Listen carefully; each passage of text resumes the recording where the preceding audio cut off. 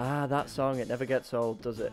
Hello and good morning, afternoon, or evening, depending on when you're listening. My name's Dan, and welcome to the first episode of what will hopefully be an ongoing series here at Traveleyes, which I've entitled Meet the Travellers. Now, every episode, we'll be sitting down and getting to know one of our travellers, finding out a bit more about their lives, what they do, and their experiences of travelling the world.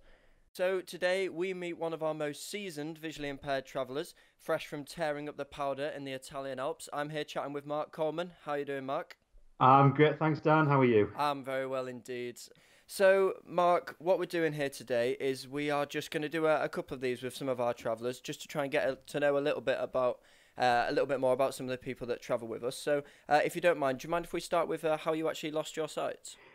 Yep. So I've got something really boring. I think it's the most common eye condition in younger people. Not that I'm younger anymore, but a condition called retinitis pigmentosa.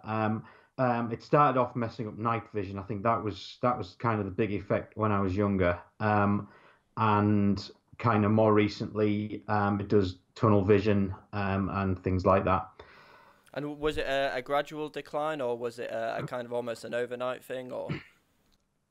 It was. I think they spotted it when I was about 4 or 5 years old, and until probably my mid 20s, it was completely stable, no change at all. And I'd actually just graduated and just started work, and I kind of had a period of about 3 weeks where there was this rapid decline. Which was interesting at the time. Yeah, so I kind of changed jobs at that point and changed all sorts of things after that. So you mentioned you work there. What is it that you do for work? For about 12 years, I've been a web developer for the local council. And just Monday this week, I got an offer for a job to move over to a new team to be a business analyst, which means I'm going to be able to go into other people's offices and tell them what they're doing wrong. I don't think I don't think I'm allowed to say it like that, but I get the impression that's what I'm going to be doing for the next 3 years. So one thing that people quite often ask me, because as most listeners will know, the founder of Traveleyes himself, Amar, is blind as well. And one thing that people do ask me is how does a blind person work day to day, in an office? So could you maybe shed some light on how you do your job? So most of my job, certainly up until this point, has been computer based. So I think pretty much anyone who uses a computer is used to talking to it, not necessarily in a polite manner.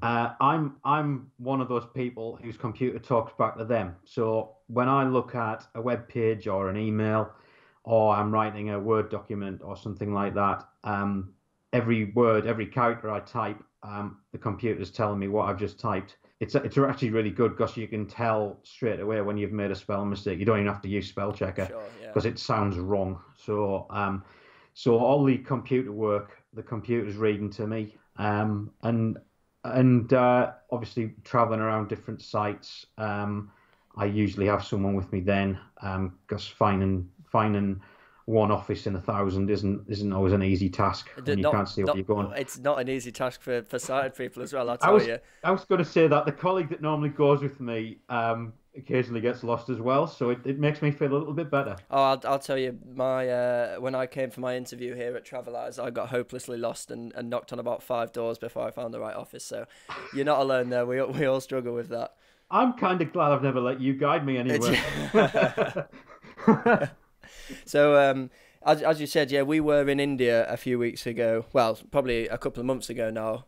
It doesn't seem Well, like that long ago it that seems we a were. long time, doesn't I it? know. Yeah. So me and Mark were in Kerala together, which was a great time there. But just to go back to what you said about technology, so there are quite there's loads of things in place now to allow visually impaired people to use technology. Are you quite into your tech? Um, yeah, a little bit too much probably. But I'll tell you that I think the most amazing invention of the last 5 years has been the talking cash machine. So I just rock up to Barclays at the end of the street, plug my headphones in, and I can actually get cash without having to get someone else to go with me. And that it's probably the simplest well, in technological terms, the simplest thing to do, and I'm just glad they've done it. But yeah, I've got laptops and iPhones and iPads on this desk now. Things that I probably couldn't live without. It's nice when the accessibility is built in, and it seems like Apple are the best at Yeah. doing accessibility. Would you agree? So yeah, I think the guy who used to run Apple, Steve Jobs, had a concept. I think it was called universal access, which is any person, no matter what their ability and no matter what their disability, ought to be able to walk into an Apple store, pick up a piece of kit, and get on with it without having to go and pay someone extra, without having to get someone else to help them. It should just be able to do it. Um, and some of the other tech companies are trying to catch up. Some of them are a long way behind. But Apple technology for blind people particularly is brilliant. Are you ever tempted to just head into your local Apple store, turn on VoiceOver on all the iPads and all the iPhones, and then just revel in all of the so-called geniuses trying to turn it off and struggling and not having a clue? You imply that I haven't already done that. Um, I didn't do it on that scale, but I did. I think the first Apple store I ever went into was in Toronto, and I made a purchase there as well. But I did leave a few sets of voiceover running just for them to have a play with or get frustrated by. It's staff training. You're helping them It out. is, They've got yeah. to learn how to do Well, it, haven't they? they're called geniuses. They should know how to fix these things. All right. So, what are your hobbies, Mark? What do you like to do? In your downtime. I'm kind of at the minute in a trying out phase. So I'm trying. I try things if I with them, but not doing things regularly. So skiing something I thought I'm gonna have a go at, and it really stuck. So 4 years later, I'm still doing that. I go caving 2 or 3 times a year over in the Lake District. I also do some rock climbing over that, something I'd really like to do more of. Um, and then my big project for this year is going to be to learn how to surf. So I'm just trying to work out how I'm going to make that happen. So it's nothing easy, is it? You don't seem to like passive hobbies. It's all about getting out there and experiencing things. I spend so much time indoors sitting down at work, and when I'm not at work, I don't want to be indoors. I want to be out doing things. So just with your, I don't know, is it a career with Traveleyes? I mean, you've been with us on about 21 trips. I know I said to you earlier it was about 15, and you corrected me rightly to Yeah, 21. I mean, I yeah. couldn't even imagine that it was that many. But I mean, you've been all over the world with us. Did you ever travel much before, or was it something you didn't really think about, or? The first aeroplane I ever got on was in August 2012, and it was from Newcastle to Gatwick in order to meet up with my first Traveleyes group, which was the trip to Austria. I think one of my favourite places I've ever been to. So that's a hint that I would like to go back to Austria, please. Um, I hope the products team are listening at this point. Well, Um, I'll play this to them for sure. Yeah, my family, I mean, there are three of us with RP, so that makes certain things difficult. So traveling is something that I thought for a long time. I don't need to do this. I don't want to do this. And I was obviously convinced of myself of something that wasn't true. Um, so yeah, in those 5.5 years, I've done 21 trips now. Was it just something that clicked before the Austria trip? Was it that feeling you said about your hobbies? Just I want to give this a go, or was it? Well, I kind of probably a year before that. It was actually when I got my current job. So I moved to another office, and there was a gym nearby, and that's kind of when I first started like the fitness stuff. And Austria was partly a walking holiday. So I thought, right, that's something to aim for. It's nearby. I can just about get by in German. Well, you're not going to test me on that at this point. Um, and so if it all goes wrong, I can get in a taxi, get to the airport, and get home. And luckily, it didn't go wrong. So it's since then it's just been a destination appears. I think I'd like to go there, and then it just happens. And Obviously, it just happens from my point of view. You guys make it happen, which is obviously the difficult bit. well, well, it's all about making it look effortless. That's what we try and do anyway. Yeah, So obviously you've done loads of trips with us over the last 5 years, as we've just spoken about there. What to you makes a really good guide or travel companion? I'll probably start with a negative, which I know you're not meant to do. The thing that doesn't make a good travel companion is someone who's there to be a carer. I haven't got a carer at home. I live on my own. I do most things on my own. When I'm on holiday, I don't need round the clock care. I don't need everything doing for me. I want to get on with things, and if I get stuck, if I need help, then I'll ask for it.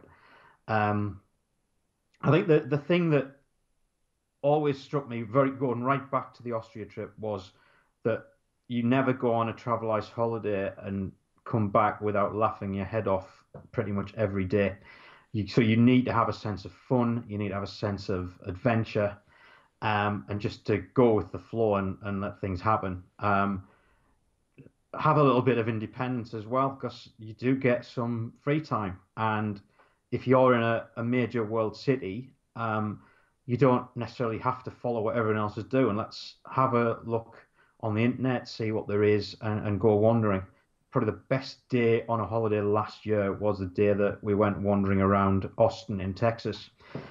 Completely free day, nothing planned, no one saying there's a group of us going here. We just found something to do and went off and did it.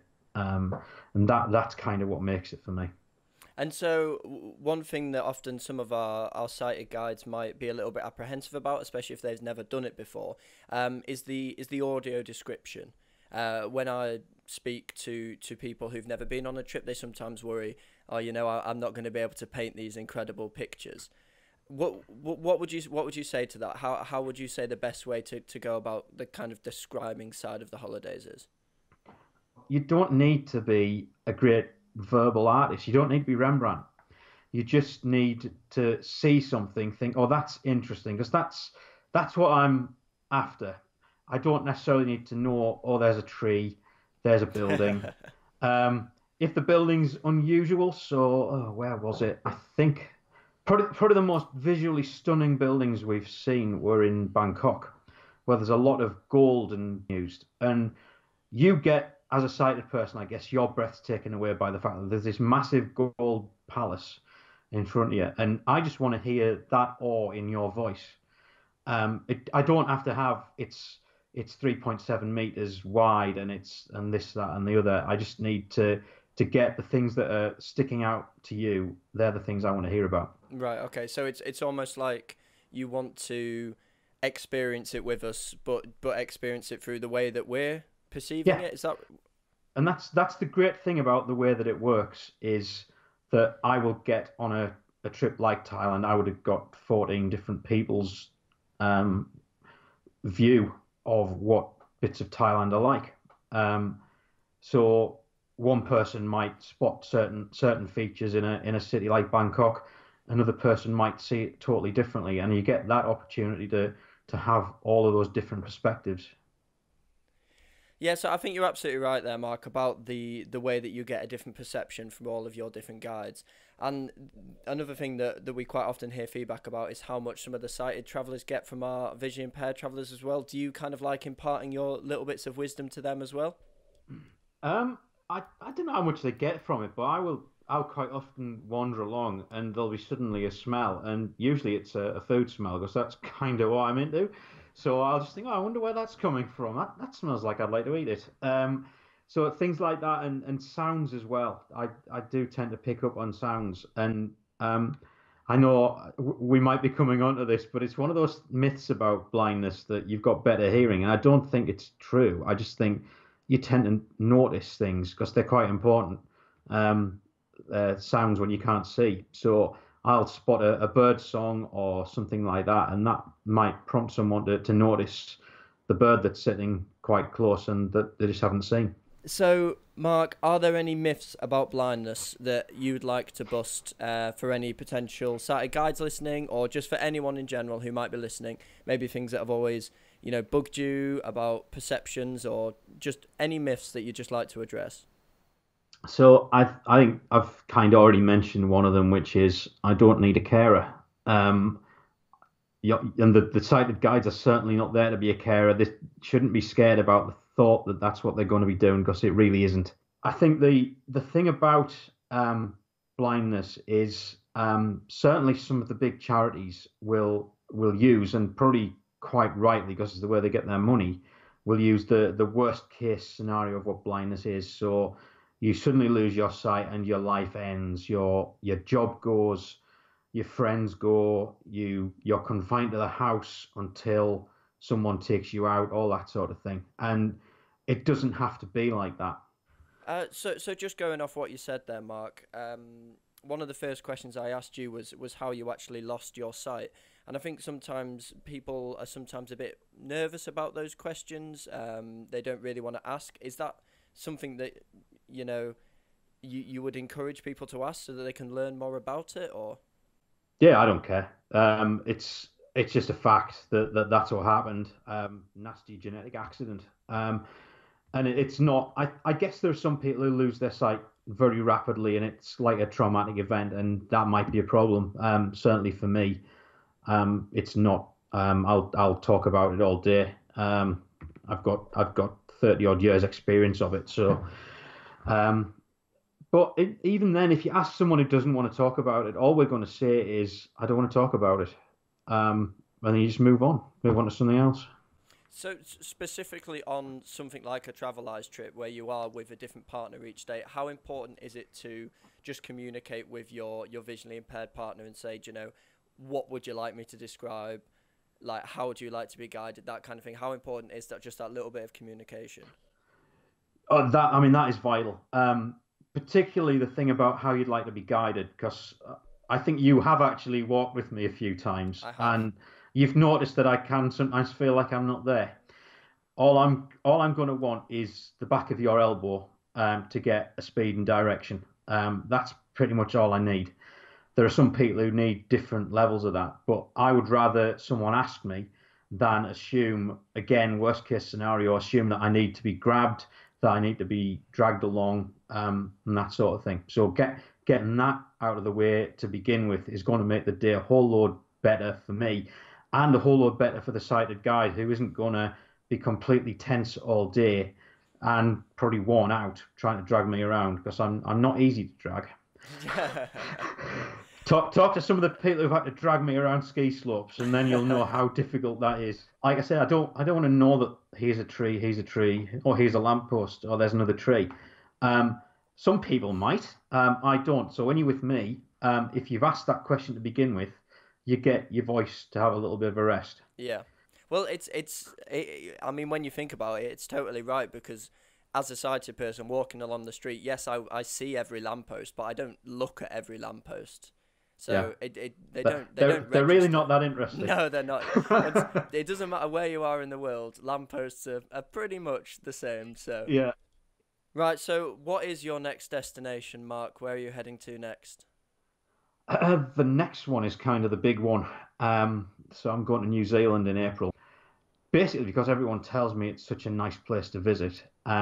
And it's about as far from where I am as you can get. It's about as far from the northeast as you can get. Is New Zealand? Well, culturally, most places are a massive distance from the northeast, but New Zealand is geographically a long way. So I did my first musical in New York. I think I did my first Shakespeare in Stratford.